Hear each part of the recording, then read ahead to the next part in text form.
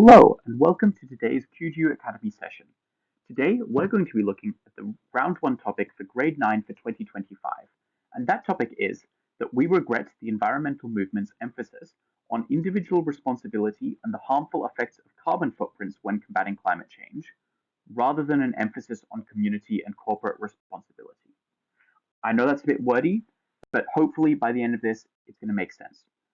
Let's start with just an overview of what we're going to cover today. We're going to start with the debate context, and then which is sort of like why this debate is taking place, discussing the sort of context behind the debate. Then we're going to look at specifically regret debates, because I believe that they're probably new to just about all of you. We're then going to cover some setup, which is your definitions, but it's not a model. We'll get to this on the regret debate slide. Then some tips for brainstorming points, then a couple of tips just towards the end.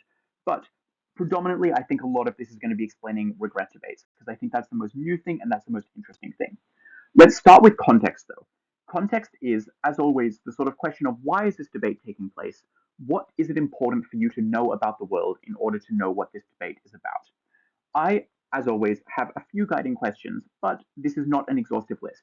Hopefully, this can spark some inspiration of a couple of other questions you might have, but here's what I have. Firstly, what kinds of individual actions do people take against climate change? This topic is broadly the idea that the affirmative team is saying that we think that corporate actions are more significant, the negative team is saying that individual actions are more significant. So it's good to have a good idea of what those individual actions could be and how impactful they are likely to be. The second thing is just the flip side. What kinds of action could companies take? I'll tie into this. Why don't they? You want to research why companies might not take that kind of action, because this will help you understand the necessity of the topic as well. The other thing that I wrote down is just what are the biggest causes and contributing factors to climate change?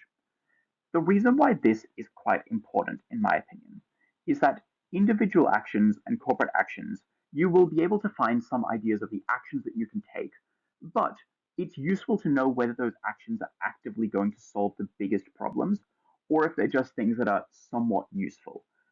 So I think the big thing here, as a sort of TLDR, is you want to research a bit about climate change.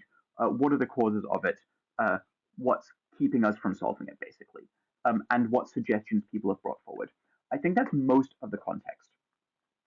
I think the additional thing that you could look up that I haven't written down here is sort of what does environmental movement messaging look like? How much power do we think they really have? Just in terms of getting an idea of how much impact there is in this debate. But I'm now going to move on to regret debates. So, regret debates are a new type of topic that you'll be encountering for the first time. And they operate a bit like policy debates, but not quite. The first thing we're going to cover is how to identify them. This is easy. They have the word regret in them. It's that simple. If you see the word regret in a topic that we regret X, um, it's clearly a regret debate. The next thing is how are they different from a policy debate? And policy debates, as just a brief recap, or if you're new, are debates that are should debates, that where the affirmative team introduces a policy into the world. There's two ways that regret debates are different. The first is that regret debates are retrospective. What this means is that if we are regretting something, we are regretting something that has happened or has existed. And so it means that historical events are very much fair game in a way that they might not always be in a policy debate. Now, the first thing here is that doesn't mean that future events don't matter. You can still talk about how this thing has happened and it will continue to cause this harm in the future. That's reasonable. But you can also talk about the past. A classic example of this is like if you discover that COVID is a really compelling example for your side of the topic. In a regret debate, COVID happened. It factually happened. There's no way for the negative team to prove that it did not happen. It definitely did. And so you can talk about it as if you do not need to prove that it happened. However, if it was a policy debate, you'd need to prove that that circumstance is likely to happen in the future, which for the kind of events that are often like high impact but low truth, things like COVID, which are quite unlikely in terms of global pandemic, but are super impactful, they matter less in forward facing debates because they're so hard to prove that they're likely. But it's easy to prove that they are possible. And it's easy to prove, sorry, that they definitely did happen in the past. So that's the first thing. The second thing is about the sort of goals of the teams. A regret debate doesn't have a model. The affirmative team is imagining that something didn't exist, but the affirmative team is not banning it. They are not trying to force it out of existence. We are just imagining that it never did. The reason why this is important is it changes the way that you argue about the world. Because instead of having a model where you get to define what the world looks like, and instead of the negative team having a counter model where they get to define what their side of the world looks like, you need to argue about what it looks like. Um, and we do this using what we call a counterfactual. Counterfactual means what world would have existed if the thing we are regretting did not exist. Now, I'll get to why this is super easy in this topic in a bit, but I'll talk about it in a vague sense first. The way to deal with counterfactuals is that you're answering the question of if this thing did not exist, what would people have created instead? And I think the best way to do this is go through the process of asking, why does the thing that we are regretting exist? In this topic, we're regretting the emphasis being placed on individuals and climate change. The reason probably being we need to solve climate change and this is a thing people can do. And you're answering the question next of, okay, if we didn't have this, what would the same motivations have created? Because people still have the motivation to try and solve climate change, they'd probably just place the emphasis on something else. This topic tells you, the topic tells you corporate responsibility. And so you do not need to have an argument about it. You just need to say that that is the alternative focus. But oftentimes, regret debates do not tell you what the alternative is. And instead, you need to prove why it's the likely alternative, because you cannot just define what it is. The second thing that's important to know about regret debates is that regret debates are partly about whether the thing that you are regretting is good or bad. That is half of the debate. But the second half of the debate is the question of is it better or worse than the alternative? If you prove in this debate that an individual focus on climate change is good, you do not win the debate from negative unless you prove that the alternative, a corporate focus, is actively better. You're going to win the debate by proving that your side is better than the other side, not just that it is good or bad in absolute. And the reason why this is important is that sometimes we regret a thing that is like clearly it caused harm, but would the alternative thing have also caused more harm? And that's what the debate is ultimately about, thinking what could the alternative thing have been. So the goal of each team is therefore to prove, firstly, is this thing good or bad? But secondly, what would have existed instead? And thirdly, is that thing better or worse? And the second of these steps is quite easy in this topic. It tells you, but just keep that in mind. The next thing we're going to go through is defining the topic. Fortunately, definitions work the same way in regret debates as policy debates. Here are the keywords I think you should think about. Firstly, what is the environmental movement? Secondly, what does it mean for there to be an emphasis? This is a word that you want to be very careful of. The topic saying that we regret the emphasis means that technically both sides have a bit of both. The emphasis on individual responsibility does not mean no one talks about corporations, and the same is true in the opposite. But if either team tries to claim, we want the happy medium where we talk the perfect amount about both, you lose because you don't defend your side. And the key thing here is you need to defend your side of the topic. Even if it's scary, the best thing you can do in this debate is to just take a bit of a hardline stance and say we should have a big priority on our side. Because the more you can see that the other side is a bit useful, the more the other team can say, well, maybe it's a lot useful. So that's just something to keep in mind. Um, the next thing is just defining the two worlds. What does individual responsibility mean? What does corporate and community responsibility mean? And this is sort of where you can use your research, like what kinds of actions does that look like? The last thing to talk about in terms of setup, which is before you get into your points, is what exactly you do in place of the model. The big thing here is there is no model. So you do not need to explain how you're going to ban the focus or the emphasis on individual responsibility. Instead, you should just explicitly say, what do you stand for?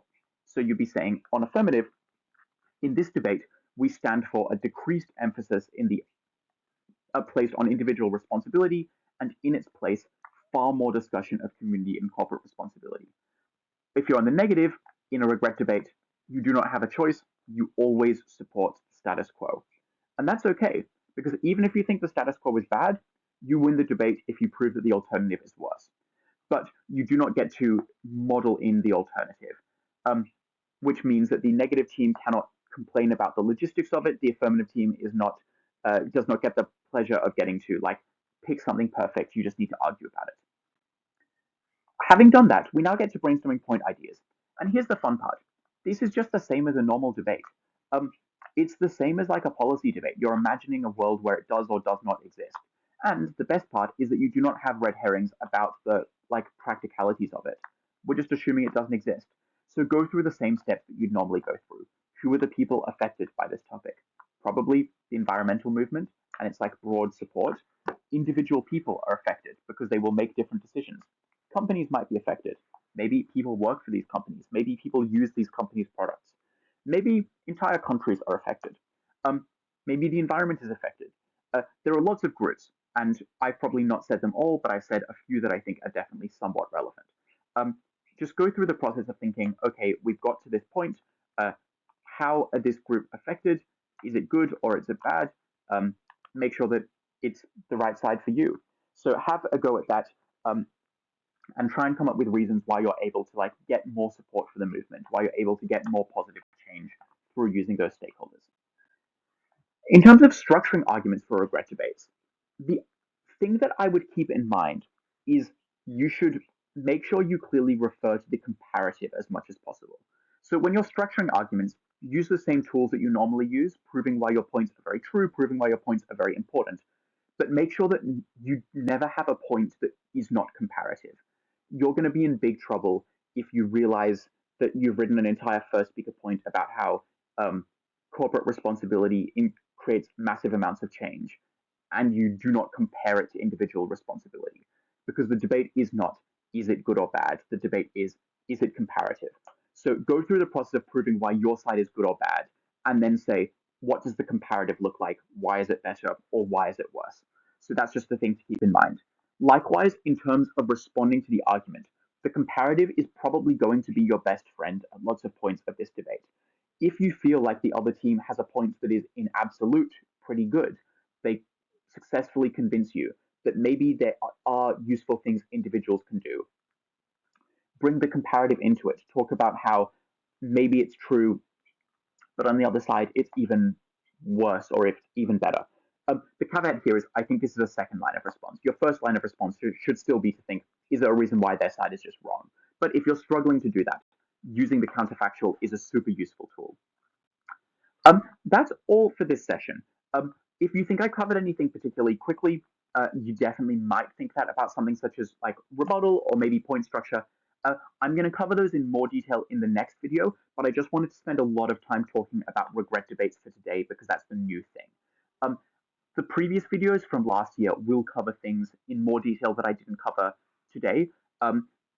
With the obvious caveat that it will be about a different topic. But it's possible that you can find some use, especially if you look for like the second year 8 debate from last year, the second year 9 debate. I think I covered rebuttal in quite a bit of depth in those ones if you want to go back and have a further look at it. If you want to have a revision on regret debates, we also have other videos on that, and hopefully those could be of assistance.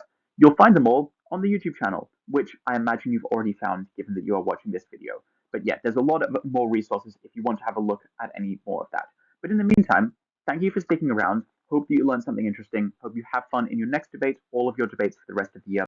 Hope you're enjoying debating. Bye bye.